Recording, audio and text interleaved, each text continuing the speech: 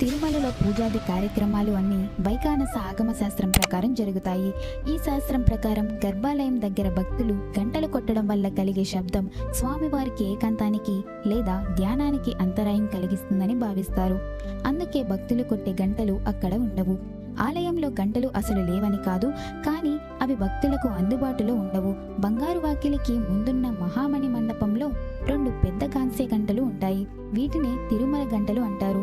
ఈ గంటలను కేవలం స్వామివారికి నైవేద్యం సమర్పించే సమయంలో మాత్రమే మోగిస్తారు.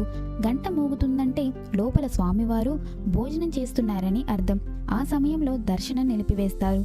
చరిత్ర ప్రకారం విజయనగర చక్రవర్తి శ్రీకృష్ణ దేవరాయలు తిరుమల శ్రీవారికి గొప్ప భక్తుడు.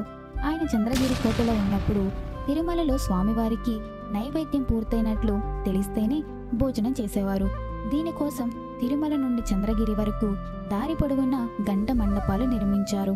తిరుమలలో గంట మోగగానే ఆ శబ్దాన్ని బట్టి వరుసగా ఒక్క మండపంలోని గంటలు మోగిస్తూ వార్తను చంద్రగిరి వరకు చేరవేసేవారు. 1979లో తిరుమలలో తీవ్రమైన నీటి ఎద్దడి ఏర్పడినప్పుడు అప్పటి టీటీడీ అధికారి పివిఆర్కే ప్రసాద్ గారు వరుణ జపం నిర్వహించాలని నిర్ణయించారు. విచిత్రంగా ఆ నిర్ణయం తీసుకున్న రోజు అర్ధరాత్రి ఆలయ తలుపులు మూసి ఉన్నా లోపల ఉన్న గంటలు తమంతట తామే మోగాయని ప్రతీతి. ఇది స్వామివారి అనుమతిగా భక్తులు నమ్ముతారు. తిరుమల గర్భాలయంలో గంట భక్తుల కోసం కాదు, అది కేవలం స్వామివారికి నైవేద్య సమయాన్ని సూచించే ఒక పవిత్ర సంకేతం.